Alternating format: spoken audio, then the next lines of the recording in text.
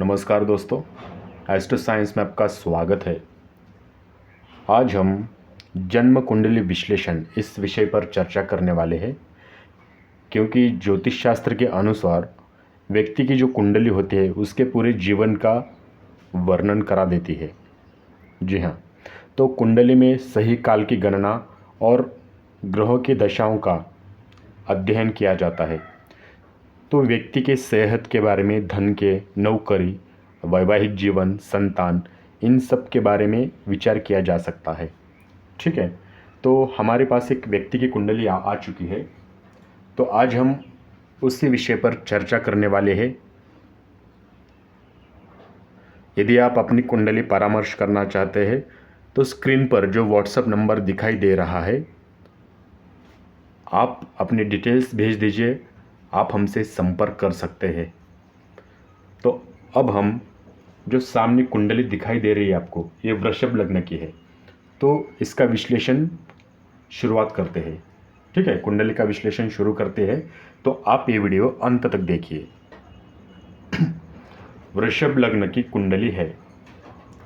जो लग्न बनते हैं शुक्र, जो कि तन भाव, जी हाँ, खुद के भाव, लग्न भाव में शुक्र की अपने ही राशि में वृषभ में है। इस कुंडली की चंद्र राशि वृषभ है और सूर्य राशि मेष है। तो आप इनकी जो कुंडली है, इस कुंडली में मंगल का योग नहीं है।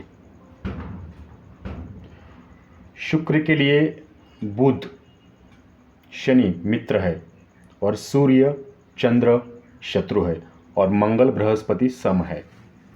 तो ये जो कुंडली है, इस कुंडली में जो नवम भाव, इस घर का जो स्वामी है शनि, बाधा कारक है इस कुंडली के लिए। तो प्रथम भाव यानी लग्न भाव, राशि है मेष राशि, स्वामी है शुक्र। तो प्रथम भाव को लग्न कहते हैं। इस भाव से आपका स्वास्थ्य, आपका व्यक्तित्व, रंग रूप, आपका आत्मविश्वास, आत्मसम्मान, इन सब का विचार इसी भाव से किया जाता है। तो शुक्र इसी भाव में यानी अपने ही राशि में चंद्र और बुध के साथ स्थित है। तो आपको स्वास्थ्य को लेकर, जो आपका स्वास्थ्य है उसे लेकर जीवन में थोड़ी कुछ समस्याएं आएंगी। जब इनकी दशा, अंतर्दशा आ जाएगी तब समस्या आने लगेगी। ठीक है।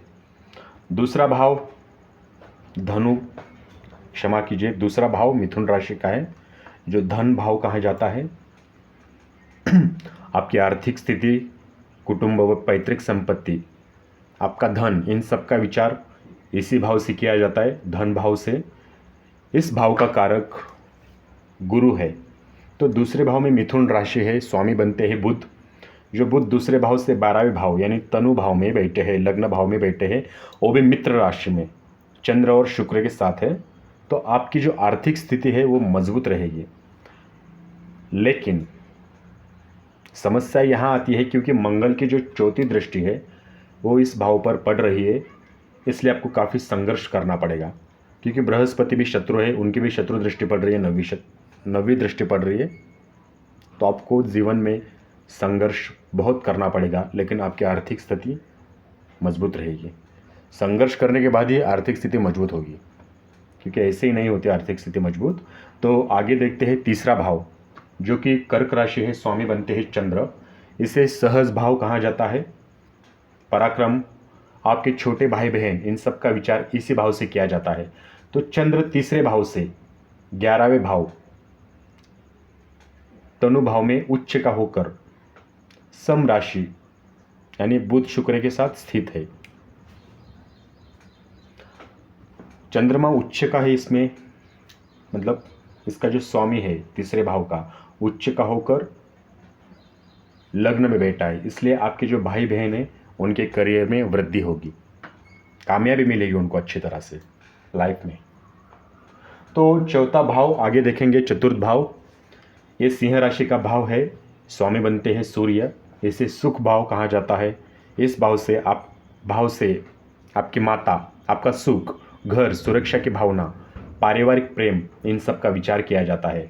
तो सूर्य चौथे भाव से नौवें भाव यानी व्यय व्यय के भाव में बैठे हैं, द्वादश भाव में बैठे हैं सूर्य, उच्च का होकर मित्र राशि में स्थित है।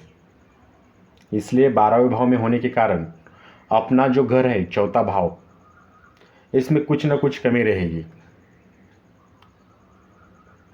लेकिन आपके माता का स्वास्थ्य खराब हो सकता है। क्यों हो सकता है?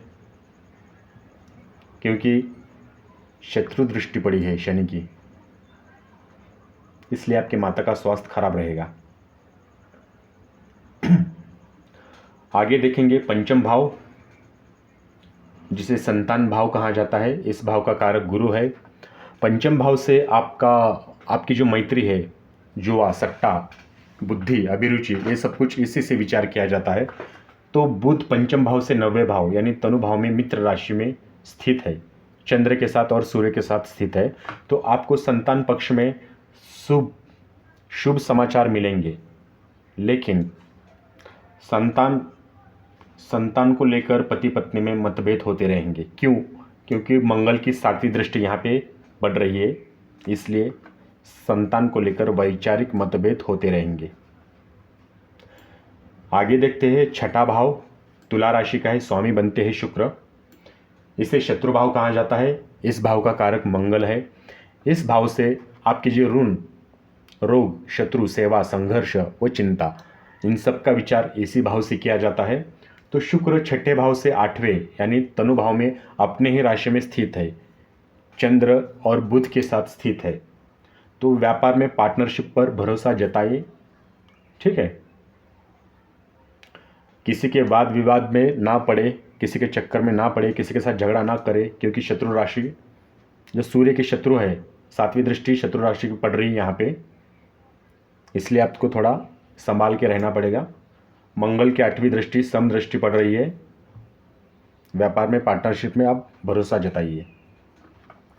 7वां भाव 7वां भाव में राहु है और प्रथम भाव में केतु है। तो इनके मैंने राहु केतु के बारे में मैंने जिनकी कुंडली है उनको पर्सनली बताया है, मैं यहाँ पे नहीं बता सकता, ठीक है, राहु केतु को छोड़ के। यदि आप अपना कुंडली परामर्श चाहते तो आप हमसे संपर्क कीजिए, आपको भी उनके उपाय बताए दिए जाएंगे। तो 7वां भाव देखते हैं, मुद्दे पे आते हैं। 7वां भाव वृश्चिक राशि का है, स्वामी बनते हैं मंगल। इसे पत्नी भाव कहा जाता है। वैवाहिक जीवन के बारे में, साझेदारी या व्यापार के बारे में, इन सब का विचार किया जाता है। तो मंगल 7वें भाव से पंचम भाव यानी आय भाव में बैठे हैं, लाभ भाव में मित्र राशि में स्थित है। इसलिए जीवन साथी के साथ आपके संबंध तो बहुत अच्छे रहेंगे। आप दोनों साझेदारी में नया काम प्रारंभ कर सकते हैं। अपनी पत्नी को साझेदारी बनाइए तो बहुत अच्छा रहेगा, क्योंकि ये सप्तम भाव पर दृष्टि पड़ रही है, चंद्र की, बुध की, शुक्र की, इनकी दृष्टि पड़ रही है। इसलिए आपको अच्छे कार्यों में जीवन साथी का सदैव समर्थन मिलेगा। लेकिन कभी कभी झगड़ा हो सकता है आप दोनों में। क्यों? क्योंकि शनि की 10वीं दृष्टि, शत्रु दृष्टि यहाँ पे पड़ रही है, इसलिए, ठीक है। तो मैंने जो आपको उपाय बताया है वो कीजिए आप। आगे देखते हैं 8वां भाव धनु राशि का, स्वामी बनते हैं बृहस्पति। इसे आयु भाव कहा जाता है। इस भाव से अपमान, कलंक, विपदा, मृत्यु, इन सब का विचार किया जाता है। इस भाव का कारक शनि है। तो बृहस्पति 8वें भाव से 11वें भाव, बृहस्पति क्योंकि 8वें भाव में धनु राशि है, स्वामी बनते हैं बृहस्पति। तो बृहस्पति 8वें भाव से 11वें भाव यानी रोग, ऋण, शत्रु, इस भाव में शत्रु राशि में बैठे हैं। तो छठे भाव में होने के कारण जो अपना खुद का 8वां घर है और लाभ भाव यानी 11वां घर, यहाँ पे कुछ ना कुछ कमी रहेगी। क्या कमी रहेगी? पैतृक संपत्ति जो आपकी, उसको लेकर घर में विवाद हो सकता है, ठीक है। अब देखते हैं आगे 9वां भाव, जो कि भाव है मकर राशि का, स्वामी है शनि। इसे धर्म का, पिता का, गुरु का, भाग्य का, अध्यात्म का, इसका विचार इसी भाव से किया जाता है। इस भाव के कारक गुरु है। शनि 9वें भाव से दूसरे कर्म भाव में अपनी ही राशि में स्थित है, खुद के राशि में स्थित है, इसलिए घर में कोई धार्मिक कार्य हो सकता है। आगे देखते हैं 10वां भाव, जो कि कुंभ राशि का है, स्वामी बनते हैं शनि। इससे कर्म का, व्यापार का, आजीविका, यश, प्रतिष्ठा आदि का विचार किया जाता है इस दसम भाव से। इस भाव का कारक बुध है, दसम भाव का। तो शनि इसी कर्म भाव में अपने ही राशि में स्थित है। तो नौकरी और व्यवसाय में वाद विवाद से बचिए आप, नौकरी और अपने व्यवसाय में। समदृष्टि पड़ रही है, इसलिए मैं कह रहा हूँ, बृहस्पति की समदृष्टि पड़ रही है और बृहस्पति बैठे शत्रु घर में। समदृष्टि पड़ रही है इसलिए तो मैंने बोल रहा हूँ, नौकरी और व्यवसाय में अकारण वाद विवाद से बचने की कोशिश कीजिए। आगे देखते हैं 11वां भाव। इसे लाभ का भाव कहा जाता है। इस भाव के कारक गुरु है। इस भाव से आपकी उन्नति कितनी होगी, विकास कितना होगा, आपके पास आय कितना आएगा, लाभ क्या होगा, ये सब कुछ इसी भाव से विचार किया जाता है। 11वां भाव यानी एकादश भाव मीन राशि है, स्वामी बनते हैं बृहस्पति। तो बृहस्पति 11वें भाव से 8वें भाव यानी रोग ऋण शत्रु भाव में, शत्रु राशि में स्थित है।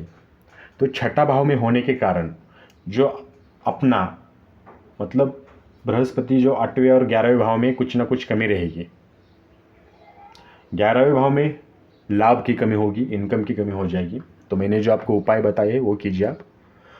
आगे देखते हैं 12वां भाव, द्वादश भाव। इसे व्यय का भाव कहा जाता है। फिजूल खर्चा, हानि, दान, मुक्ति, इन सब का विचार इसी भाव से किया जाता है। तो 12वें भाव जो द्वादश भाव है, यहाँ पे मेष राशि है, स्वामी बनते हैं मंगल। तो मंगल 12वें भाव से 12वें भाव यानी आय, लाभ, इच्छा पूर्ति भाव में मित्र राशि में स्थित है। तो बाहरी संबंधों से लाभ जरूर होगा आपको, पर जो आप खर्चा करने वाले उस पर लगाम नहीं लगाया तो आपकी जो आर्थिक स्थिति है वो गड़बड़ा सकती है पूरी तरह से, क्योंकि ये बृहस्पति की समदृष्टि है। इसलिए मैंने कहा कि बाहर से जो संबंध से लाभ होगा आपको, उससे आपको प्रॉफिट होगा, लेकिन जो पैसा आएंगे वो थोड़ा संभाल के खर्च कीजिए, नहीं तो आपका पूरा पैसा जैसा आया वैसा ही निकल जाएगा। शनि की दृष्टि पड़ रही है, शनि शत्रु है, शत्रु दृष्टि पड़ रही है 12वें भाव पर। तो यहाँ पे दुर्घटना का, घटना का योग बना है। इसलिए आप गाड़ी चलाते समय, बस से जाते समय, ट्रैवल्स करते समय सावधानी बरतें। तो मुझे उम्मीद है ये आपको पूरा कुंडली विश्लेषण समझ में आया होगा। यदि आप अपनी कुंडली का विश्लेषण चाहते हैं तो आप हमसे संपर्क कर सकते हैं।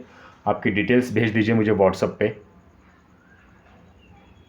वीडियो देखने के लिए धन्यवाद। आपका दिन शुभ हो।